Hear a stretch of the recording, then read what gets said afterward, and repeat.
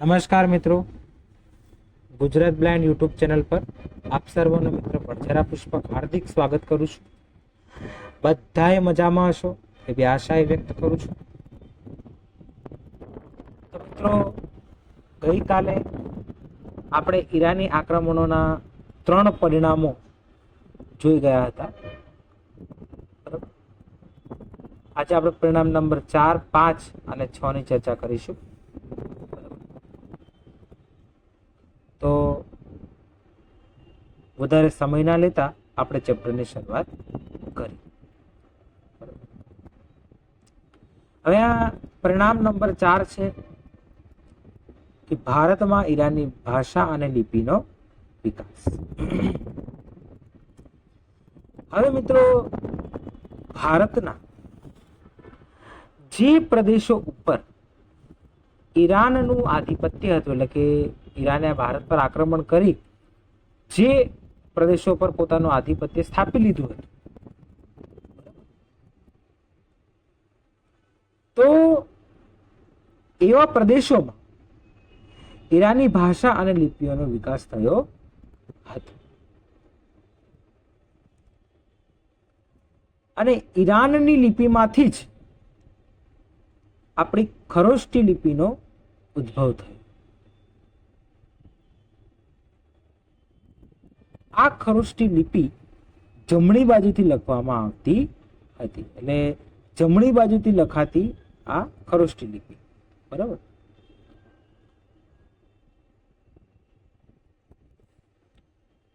હવે અશોકના સ્તંભો તમે જોજો, બરાબર, અને એના જે અભિલેખો છે, બરાબર, જે આજ્ઞાપત્રો છે, એની ઉપર પણ જે શબ્દલિપિ છે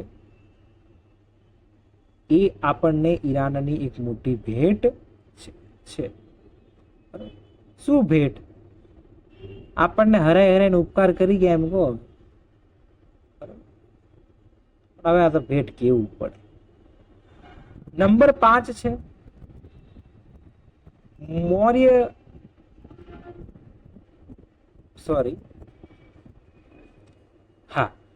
મૌર્ય વંશ ઉપર ઈરાની સ્થાપત્ય કલાનો પ્રભાવ.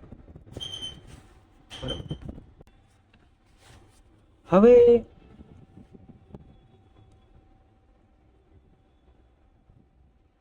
ઈરાનના જે સ્થાપત્ય કલાઓ છે, એમને મૌર્ય વંશની કેટલીક સ્થાપત્ય કલાઓ છે, બરાબર. એ સ્થાપત્યમાં પણ તમને ઈરાનીઓની મોટી ભેટ કેટલીક જોવા મળી છે, બરાબર. જેમ કે બળદ અને સિંહના મોઢાવાળો જે સ્તંભ છે, એટલે કે જે બળદ અને સિંહના મોઢાવાળી આકૃતિવાળા જે અશોકના સ્તંભો છે, એમાં એમ કહેવાય છે કે એ આખા જે સ્તંભો છે એમાં જે ઈરાનીઓ છે એમનો બહુ ફાળો રહ્યો છે એમ કહેવાય છે.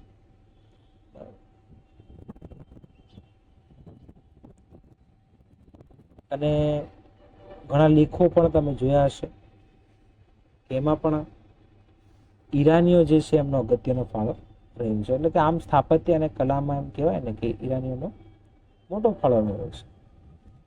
એટલે આખા અશોકનો જે ઇતિહાસ છે એમાં 50% ઈરાનીઓનો ફાળો રહ્યો છે એમ કહેવાય છે, બરાબર. હવે 6ઠું કારણ છે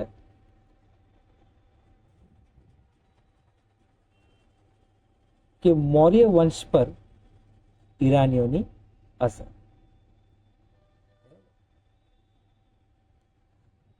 હવે એમ કહેવાય છે કે મૌર્ય વંશનો જે રાજ દરબાર હતો એની અંદર જે બેઠકો, જે સભા બોલાવવામાં આવતી, બરાબર, એમાં એમ કહેવાય છે કે ઈરાની રીતિ રિવાજો ખૂબ જ લાંબા સમય સુધી ચાલ્યા હતા. એટલે કે મૌર્ય વંશના રાજ દરબારમાં જે ઈરાની રીતિ રિવાજો હતા એ ખૂબ લાંબા સમય સુધી ચાલ્યા હતા એમ કહેવાય છે. એમ કહેવાય છે કે જે ચંદ્રગુપ્ત છે, જે ચંદ્રગુપ્ત મૌર્ય હતો, બરાબર, એને પોતાની મંત્રી પરિષદની બેઠકની વ્યવસ્થા ઈરાનના મંત્રી પરિષદ જેવી કરી હતી એમ કહેવાય છે. તેમજ ઈરાનના સમ્રાટોની જેમ તે વાળ ધોવાનો તહેવાર પણ ઉજવતું. અને જેમ ઈરાનના સમ્રાટો એકાંતમાં રહેતા એવી જ રીતે તે એકાંતમાં રહેતો હતો અને પોતાના અંગરક્ષક તરીકે એ સ્ત્રીઓની નિમણૂક કરતો હતો. અને જે ખંડમાં રાજ્યના જે ખંડમાં મંત્રી પરિષદ મળતી ત્યાં તેને પવિત્ર અગ્નિ રાખવાની પ્રથા પણ ચાલુ રાખી હતી. કોણે? ચંદ્રગુપ્ત મૌર્ય.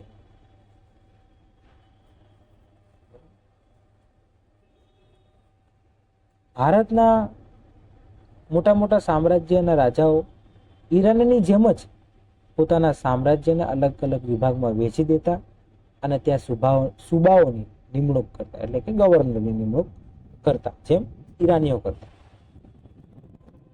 એટલે આ રીતે મૌર્ય વંશ પર જે ઈરાની અસર છે એ ખૂબ થઈ છે. જો પાંચમા કારણમાં અને છઠ્ઠા કારણમાં તફાવત કહો. પાંચમા કારણમાં એવું છે કે મૌર્ય વંશની સ્થાપત્ય કલા પર ઈરાનીઓનો પ્રભાવ, અને આમાં છે મૌર્ય વંશ પર હશે. બરાબર? એટલે આ સ્થાપત્ય કલાની વાત છે ને અહીંયા રાજકીય રીતે વાત છે. બરાબર? નંબર 6 નંબર 5માં આટલો તફાવત છે, યાદ રાખજો. આઈ હોપ કે તમે વિડીયો સમજાઈ ગયો હશે. આવા જ રોચક વિડીયો માટે મારી ચેનલને લાઈક, શેર અને સબસ્ક્રાઈબ કરો. બરાબર? હવે તમારાથી વિદાય લઉં છું. અસ્તુ. જય હિન્દ, જય ભારત, જય જય ગરવી.